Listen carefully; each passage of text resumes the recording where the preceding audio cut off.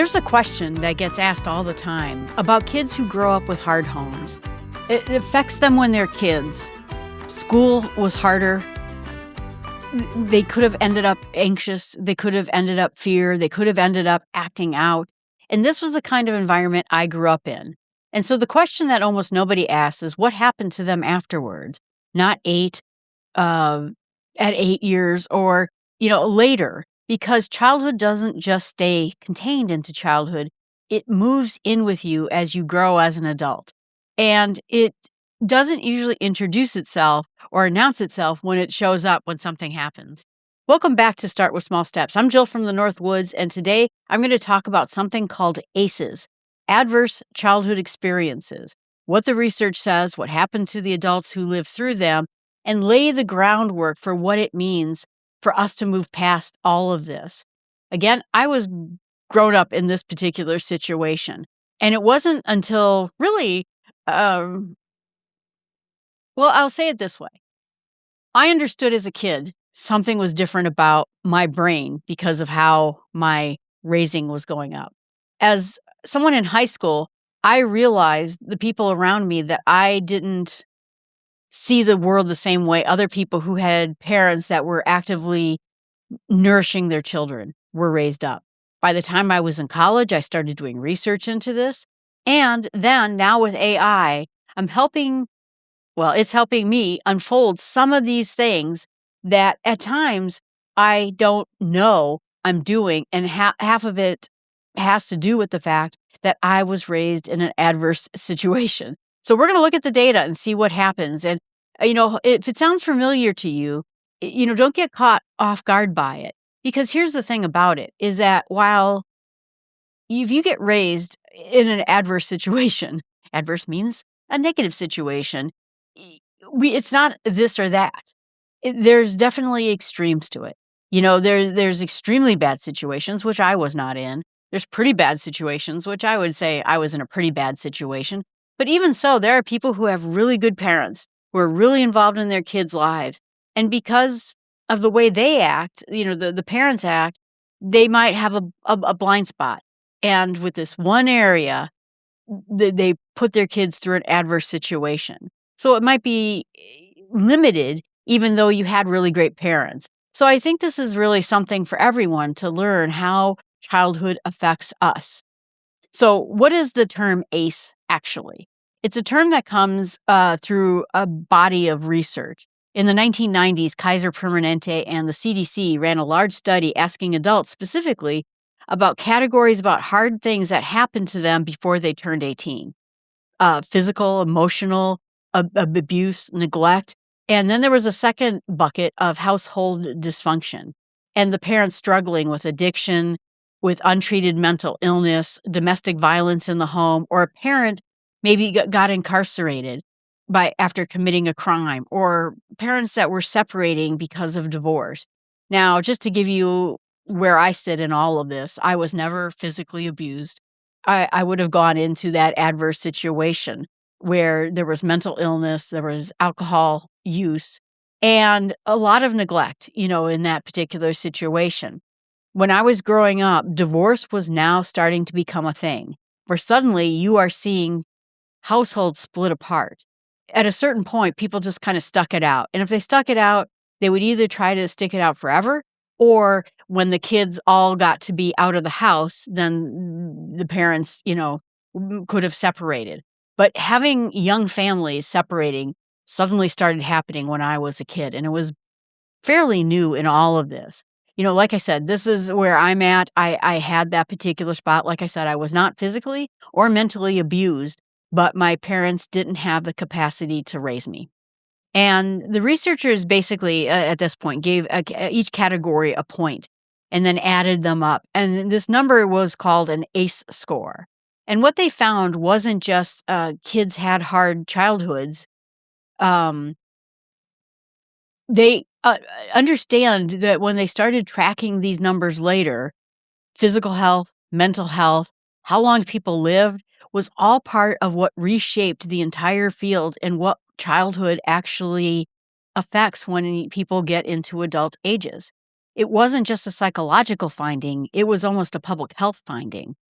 So what happened is the part that doesn't get talked about much is that a lot of times you'll see people who are sadder or are more anxious as adults. That can be included in all of this. The research points to something even more physical than people expected. Childhood stress responses are still being built even though that person is no longer a child. Every kid experiences some stress. I mean, that's just going to be normal, right? Every kid is going to be stressed out about something, and it just happens all the time. But when the stress is severe, unpredictable, or it's persistent over many, many years, and there's no steady adult there to help buffer it, that stress response starts build into people a little bit differently. It builds a constant state of emergency inside of that system that there's no one to run to. There's nowhere to go. And I luckily had grandparents that were very stable. I also had some teachers who saw a kid who was in trouble and tried very hard to help me out at various situations. And if you're out there, I really appreciate everything that was done. But basically what happens is a kid no longer has a system that protects them, looks out for them, raises them. Instead, they end up building a system of constant emergency that doesn't just switch off when you turn 18 or you move out of the house. And it shows up in adulthoods in ways that we don't always expect when we say, I had a really hard childhood. It shows up in higher rates of heart disease, autoimmune conditions, chronic pain, physical health outcomes, not just emotional ones. I think the thing that I noticed myself is that I noticed weight issues. Using food, or even some people that were around me. The alcoholism was a big thing on the military base that I grew up on. There was a lot of alcoholics. So I see it around in the people who were raised with me in weight issues and also drug abuse / alcohol issues as well. It shows up in adults too, who may seem fine. They may seem highly functioning and even successful, but they're quietly running on a nervous system that tells them to be braced for impact since they were 7 years old. And it shows up as difficulty of knowing what a calm relationship even feels like, because the nervous system learned early on that quiet was something that happened right before a storm. So even if things are quiet, you can't relax. If things are loud and noisy, you can't relax. And so the whole point of it is you can't relax. And this is where it came to me in my use of AI, is finding I'm always braced for impact. I'm a pretty relaxed seeming individual, but the thing you may not know about me is I am always braced for impact. I'm always thinking that the next performance review is when I get fired, even though I've never been fired in my life. And I always have really good performance reviews. I wait, like if I get a savings account, I wait till something is going to happen and it's going to spend all that money and I'm not going to have it anymore. I'm always braced for impact. And I didn't realize it until, like I said, I was talking to AI about it, and it said, what you experience is common with kids who have adverse childhood experiences. So this is exactly where it's at. So the thing that's important about the research and is very clear. A high ACE score is not a life sentence. It's just a shift in perception. It's not a prophecy of what you're going to become or how your life is going to play out. Plenty of adults with high ACE scores go on to build steady, healthy, successful lives. And the research on it is just as important about the risks of it, but also just so you know, your fate is not determined by it. Because it turns out the single biggest protective factor across all these studies, study after study, was having at least one stable, caring adult somewhere in the picture.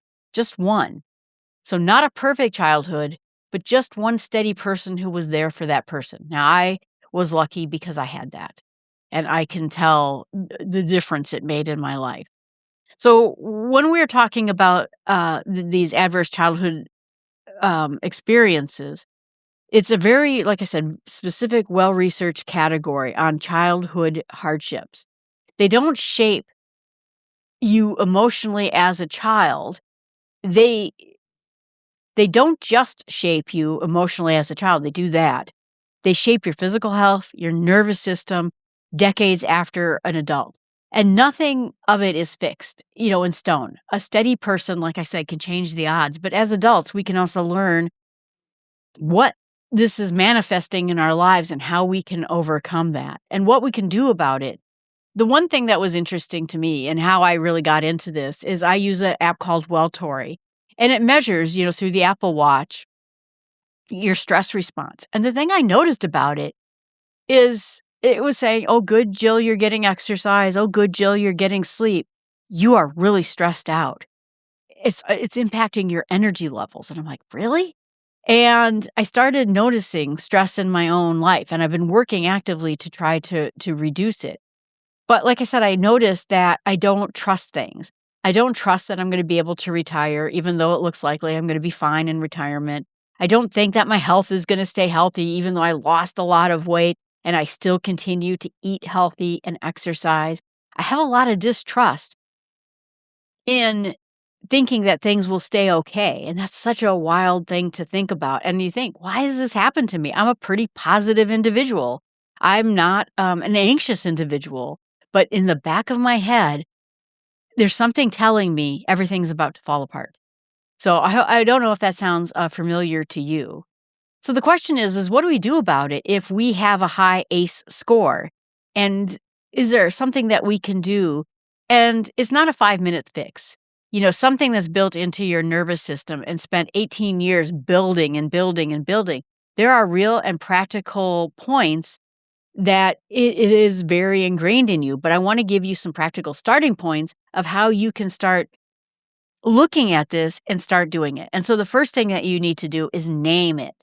That, strangely enough, is one of the most important things. You've heard me say this on all sorts of different podcasts. But if you don't know what's wrong, you can't fix it. If you don't name what's wrong, you can't fix it. And so a lot of adults walking around with these high ACE scores never once connected, why do I react this way? Why, to my own self. Why am I always thinking the other shoe is about to drop? Oh, I got a great job, but you know what? Tomorrow, probably all fall apart anyway. Why does that happen to me? And that's really where I was going to this. Why do I react? And you start realizing, oh, it's because I went through this experience. It's not just a framework so that you can lament your experience. Because I'm not that kind of person. Well, woe is me.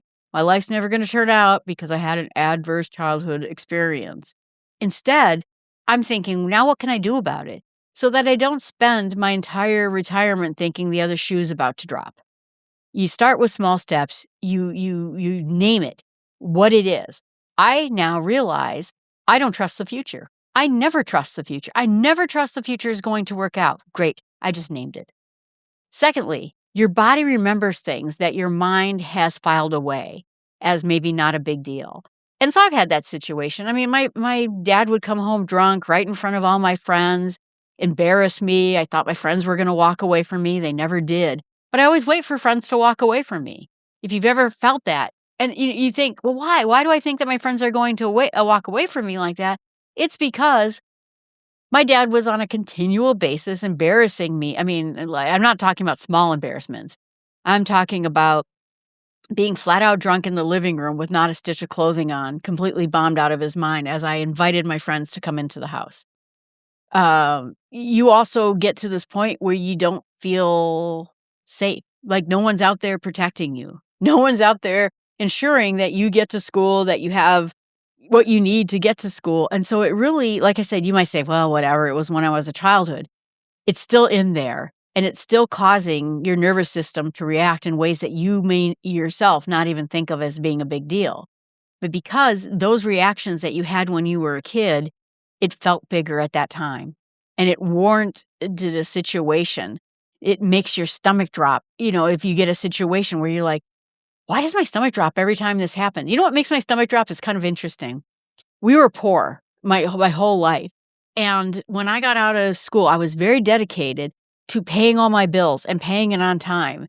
And then anytime I made a mistake, I forgot to mail a bill, because back in those days you wrote a check and mailed the bill, my stomach would drop.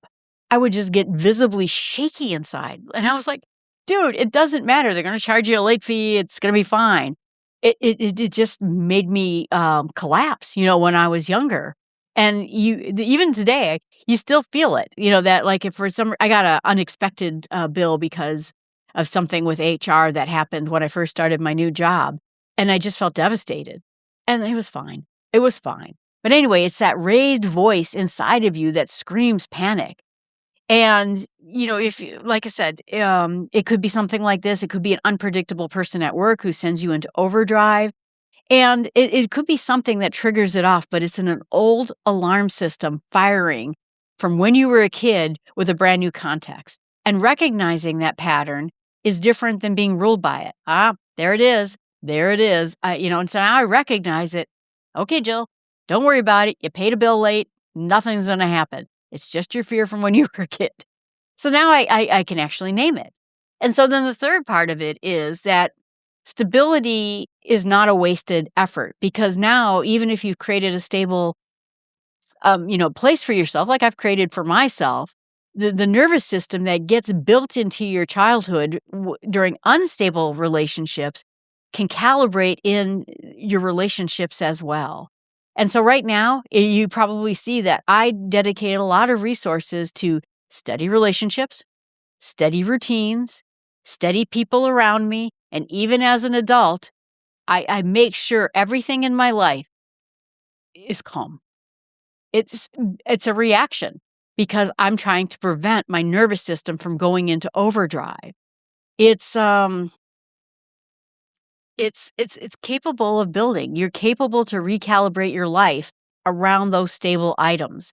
It's not impossible for you to do it. It may be slower for you if you create it might take longer for you to create that stability than it could be for someone who had steady relationships their whole lives. You might have a great deal of mistrust of other people, but it builds in and you're able to start learning to trust people again. And then the fourth is this bridge that where you're headed next.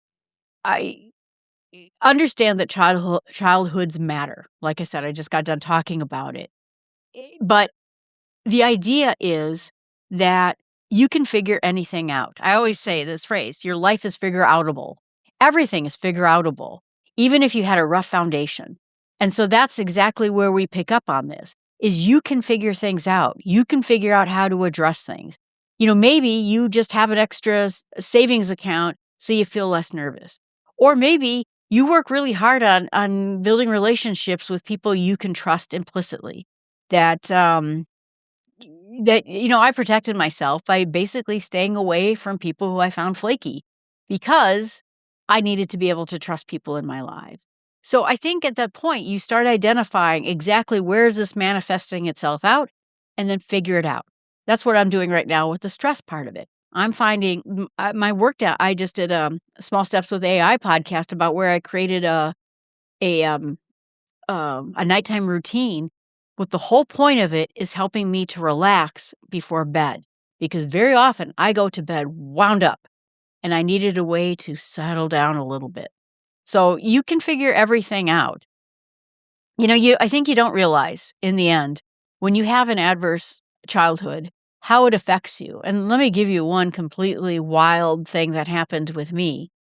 I had severe insomnia because my dad would get done with work, let's say midnight, and then he would go drinking at the bar for a couple hours, come home drunk, 2, 3 o'clock in the morning. My parents would get into a horrific fight every night. I would stay awake in my bed. Sorry, I hit the microphone. I would stay in bed in my bed, waiting to make sure everything settled down and nobody got hurt. And suddenly, I was no longer able to fall asleep. So I was falling asleep at 4 in the morning and then waking up for school, whatever time, 7 o'clock when I had to wake up. I spent decades functioning on 3 to 4 hours of sleep.